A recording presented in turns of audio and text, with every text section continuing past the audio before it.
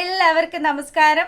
സേതുവിന്റെയും പല്ലവിയുടെയും ഇന്നത്തെ വിശേഷത്തിലേക്ക് എല്ലാ കൂട്ടുകാർക്കും സ്വാഗതം കേട്ടോ. അപ്പോൾ ഇന്ന് മുതൽ ഈ ഒരു സമയത്തായിരിക്കും നമ്മൾ വീഡിയോസൊക്കെ അപ്ലോഡ് ചെയ്യുന്നത്. കാണാത്ത കൂട്ടുകാരൊക്കെ കയറി കണ്ടേക്കണം. പിന്നെ നമ്മുടെ സേതുവിൻ്റെ അച്ഛൻ എഴുതിയിരിക്കുന്ന വിൽപത്രത്തിൻ്റെ കാര്യങ്ങളൊക്കെ വക്കീൽ വളരെ വിശദമായിട്ട് ഇവരെയൊക്കെ പറഞ്ഞു ധരിപ്പിക്കുകയാണ്. സേതു ആണെങ്കിലോ തനിക്ക് അച്ഛൻ്റെ ഒരു തരി സ്വത്ത് പോലും വേണ്ട എന്നുള്ള ആ ഒരു തീരുമാനത്തിൽ അവിടെ ഇങ്ങനെ നിൽക്കുമ്പോഴത്തേക്കിനും വക്കീൽ പറഞ്ഞു, അതെ, സേതുവിനും അതുപോലെ തന്നെ പൂർണിമയ്ക്കും അവകാശപ്പെട്ട സാധനങ്ങളൊക്കെ മാധവ മേനോൻ എഴുതി വെച്ചിട്ടുണ്ട്. അതോടൊപ്പം തന്നെ സ്വത്തിൻ്റെയൊക്കെ 10% മറ്റൊരു വ്യക്തിക്ക് വേണ്ടി മാറ്റി വെച്ചിരിക്കുകയാണ്. ആരാണ് ആ ഒരു വ്യക്തി എന്നുള്ള കാര്യം അത് വക്കീൽ പോലും തോന്നു പറയാൻ കൂട്ടാക്കുന്നില്ല. അത് രഹസ്യമായിട്ട് വെക്കാനാണ് മാധവന്റെ കൽപ്പനയെന്നും പറഞ്ഞു. അപ്പം ഇവരൊക്കെ ഇതിങ്ങനെ കേട്ട് നിൽക്കുമ്പോൾ മറ്റു ചില നിബന്ധനകൾ കൂടി മാധവൻ സാറ് എഴുതി ചേർത്തിട്ടുണ്ടെന്ന് പറഞ്ഞതും നമ്മുടെ പൂർണിമയും മക്കളും ഒക്കെ വളരെയധികം ആകാംക്ഷയോടുകൂടി നിൽക്കുകയാണ്.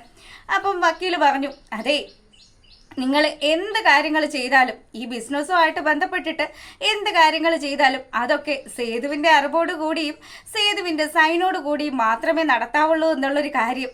അതോടൊപ്പം തന്നെ സേതു ഈ പൊന്നുംപടത്തെ വീട്ടിലെ വല്യേട്ടനായിട്ട് നിന്ന് ഇവിടുത്തെ ഈ അനുജത്തിമാരുടെ വിവാഹങ്ങളൊക്കെ നടത്തിക്കൊടുത്ത് സേതുവും 1 വർഷത്തിനുള്ളിൽ ഒരു വിവാഹം കഴിക്കണമെന്നും ഈ 1 വർഷ കാലയളവിനുള്ളിൽ സേതുവിൻ്റെ പേരിൽ ഒരു ക്രിമിനൽ കേസ് പോലും ഉണ്ടാവരുതെന്നും മാധവന്റെ വിൽപത്രത്തിൽ പറയുന്നു. ഇതൊക്കെ കേട്ട് കഴിയുമ്പോഴാണെങ്കിൽ നമ്മുടെ പ്രതാപൻ തലക്ക് കൈ കൊടുത്തു. അളിയൻ വലിയൊരു ചതി ചെയ്തിട്ടാണ് പോയിരിക്കുന്നത്.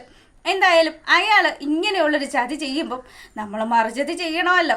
അങ്ങനെ പിന്നീട് ആ ഒരു സീനിന് ശേഷം നമ്മളെ കാണിക്കുന്നത് സേതുവിൻ്റെ വീട്ടിലെത്തുന്നതാണ്. അവിടെ വന്നതും നമ്മുടെ മിത്രൻ ചേട്ടനും അതുപോലെ തന്നെ കൂട്ടുകാരൻ ഹരിയും ഒക്കെ കൂടി സേതുവിനെ കളിയാക്കാൻ തുടങ്ങി. ദേ വരുന്നത് ആരാണെന്ന് അറിയോ? കോടീശ്വരനാണ്. എടാ, നമുക്കൊക്കെ അച്ഛനൊക്കെ ഉണ്ടായിരുന്നു, പക്ഷെ എന്തിനു കൊള്ളാം, ദേ ഇതുപോലെ ഇല്ല കോടികൾ, അതും ഒറ്റ ദിവസം കൊണ്ടല്ലേ സേതുവേട്ടൻ കോടിപതിയായത്.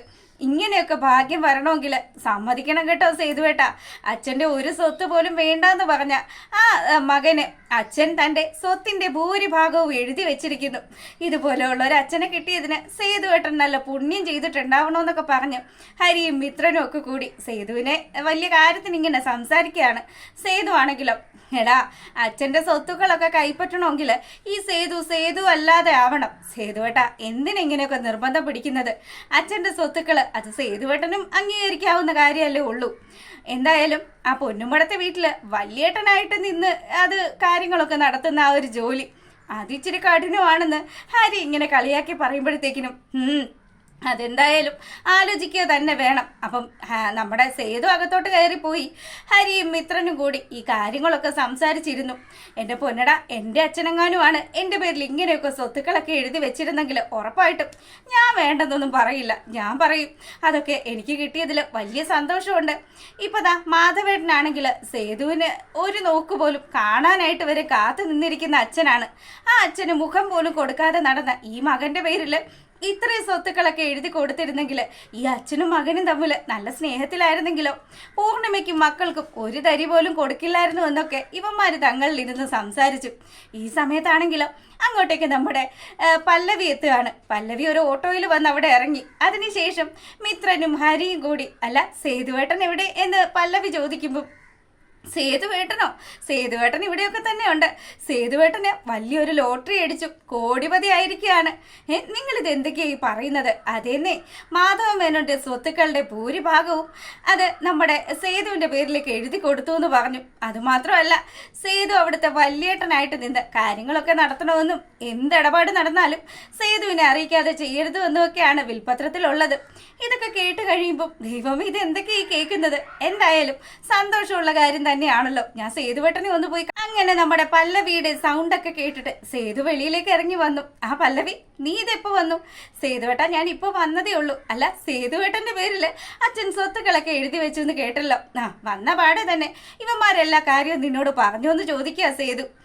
അതൊക്കെ ഞാൻ അറിഞ്ഞു. അല്ല, ഇങ്ങനെയൊക്കെയാ കാര്യങ്ങൾ. എന്നിട്ട് പൊന്നുമടത്തെ കാർന്നവര് എന്താ ഇവിടെ നിൽക്കുന്നതെന്ന് അവള് കളിയാക്കിക്കൊണ്ട് ചോദിക്കുമ്പോഴത്തേക്കിനും, അതെ, എനിക്ക് വേണ്ടുന്നതൊക്കെ ഞാൻ തന്നെ സ്വന്തമായിട്ട് സമ്പാദിക്കുന്നുണ്ട്, എനിക്ക് ആരുടെയും സ്വത്തിന്റെ ആവശ്യമില്ല എന്നും പറഞ്ഞ് സേതു തല ഉയർത്തിപ്പിടിച്ച് നിൽക്കുമ്പോൾ പല്ലവി പറഞ്ഞു, നിങ്ങളുടെ അച്ഛന് നിങ്ങളെ എത്രമാത്രം ഇഷ്ടമാണ്. പിന്നെ നിങ്ങളൊരു വലിയേട്ടനല്ലേ, ആ അനുജത്തിമാരുടെ കാര്യങ്ങളൊക്കെ ചെയ്തു തീർക്കേണ്ടത് നിങ്ങൾ തന്നെ അല്ലേ എന്ന് പറഞ്ഞു. എൻ്റെ പൊന്നു മോളെ, നീ ഇത് എന്തറിഞ്ഞിട്ടാ ഈ പറയുന്നത്? ആ അനുജത്തിമാരെന്ന് പറയുന്നത് 3 വിഷസർപ്പങ്ങളാണ്. അതുങ്ങളൊക്കെ ഞാൻ കെട്ടിച്ചു വിടണമെന്നൊക്കെ പറഞ്ഞു കഴിഞ്ഞാൽ നടക്കുന്ന കാര്യമല്ല മോളെ. ഇവളുമാരൊക്കെ ഇത്രയും കുബുദ്ധിയും കുന്നായ്മയും ഉള്ള പെങ്ങാമാരെ ഞാൻ എൻ്റെ ലൈഫിൽ കണ്ടിട്ടില്ല എന്നും പറഞ്ഞിട്ട് ഇവൻ ഇങ്ങനെ സംസാരിക്കുമ്പം പല്ലവി പറഞ്ഞു, എത്രയൊക്കെ വന്നാലും നിങ്ങളൊരു രക്തമല്ലേ, അപ്പം നിങ്ങളുടെ അച്ഛൻ്റെ ആഗ്രഹം സാധിച്ചു കൊടുക്കേണ്ടത് നിങ്ങൾ തന്നെയാണ് എന്നും പറഞ്ഞ് അവൾ ഇങ്ങനെ സംസാരിച്ചുകൊണ്ട് നിൽക്കുകയാണ്. അങ്ങനെ ഇവിടെ ഈ കാര്യങ്ങളൊക്കെ നടക്കുമ്പോഴാണെങ്കിലും ഋതുവും അതുപോലെ തന്നെ മറ്റ് സഹോദരിമാരും ഒക്കെ കൂടി ഈ വിൽപത്രത്തെക്കുറിച്ച് ഇങ്ങനെ ചർച്ച ചെയ്യാണ്. എന്നാലും അച്ഛൻ എന്ത് ചതിയാ ചെയ്തതെന്ന് സ്വാതി ചോദിക്കുമ്പോഴത്തേക്കിനും അത് തന്നെയാടി ഞാനും ആലോചിക്കുന്നത്. സേതുമാധവന്റെ പേരിൽ സ്വത്തുക്കളൊക്കെ എഴുതി വെച്ചതും പോരാ, നമ്മൾ എന്തെങ്കിലുമൊക്കെ ചെയ്യുവാണെങ്കിൽ അത് മുഴുവനും സേതുവിനെ അറിയിച്ചുകൊണ്ട് ചെയ്യണമെന്ന് വരെ അച്ഛൻ എഴുതി വെച്ചില്ലേ, അതിച്ചിരി കടന്ന കൈയായെന്നും പറഞ്ഞ് ഋതുവും സംസാരിക്കുകയാണ്.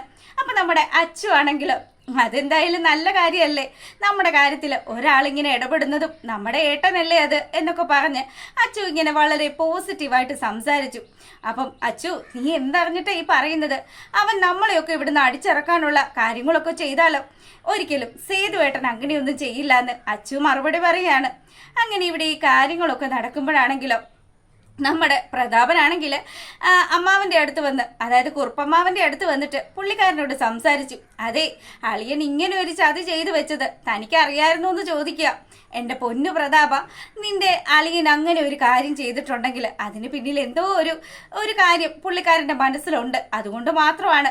പിന്നെ സേതു നീ വിചാരിക്കുന്ന പോലെയുള്ള ഒരാളൊന്നും അല്ല, അവൻ നല്ലൊരുത്തൻ തന്നെയാണ്, അവനെ എനിക്ക് അടുത്തറിയാമെന്നൊക്കെ പറഞ്ഞ് കുറുപ്പമ്മാവൻ ഇങ്ങനെ സംസാരിക്കുമ്പം എന്തായാലും ആ ഒരു 10% അത് ആർക്കാണാവോ അളിയൻ കരുതി വെച്ചിരിക്കുന്നത്, എന്തായാലും അതുകൂടെ കണ്ടെത്തണം എന്നൊക്കെ പറഞ്ഞ് ഇവൻ ഇങ്ങനെ പിന്നീടാണെങ്കിലോ നമ്മുടെ പൂർണിമ അവിടെ അങ്ങനെ ഇരിക്കുകയാണ്. അപ്പോൾ പൂർണിമയുടെ അടുത്ത് വന്നിട്ട് നമ്മുടെ കുറുപ്പമ്മാവൻ സംസാരിച്ചു. അതെ, മാധവൻ ഇങ്ങനെയുള്ളൊരു വിൽപത്രം തയ്യാറാക്കിയത് പൂർണിമയ്ക്ക് വിഷമമായോ എന്ന് ചോദിക്കുമ്പോൾ ഒരിക്കലും ഇല്ല കുറുപ്പേട്ട, അദ്ദേഹത്തിൻ്റെ മകനല്ലേ അവന് സ്വത്തുക്കൾ കൊടുക്കുന്നതിൽ എനിക്ക് സന്തോഷം മാത്രമേ ഉള്ളൂ. ഞാൻ ചിന്തിക്കുന്നത് മറ്റൊരു കാര്യമാണ്, ഇത്രയൊക്കെ കാര്യങ്ങളൊക്കെ ചിന്തിച്ചു വെച്ചിട്ടും അദ്ദേഹം എന്തുകൊണ്ടാണ് ഈ വിൽപത്രത്തെക്കുറിച്ച് ഒരു വാക്ക് എന്നോട് പറയാതിരുന്നത്? അത് മാത്രമേ എനിക്ക് സങ്കടമായിട്ടുള്ളൂ. പിന്നെ അതുമല്ല, ആരുടെ പേരിലാണ് ആ 10% എഴുതി വെച്ചിരിക്കുന്നത് എന്ന് പോലും നമുക്കറിയില്ലല്ലോ.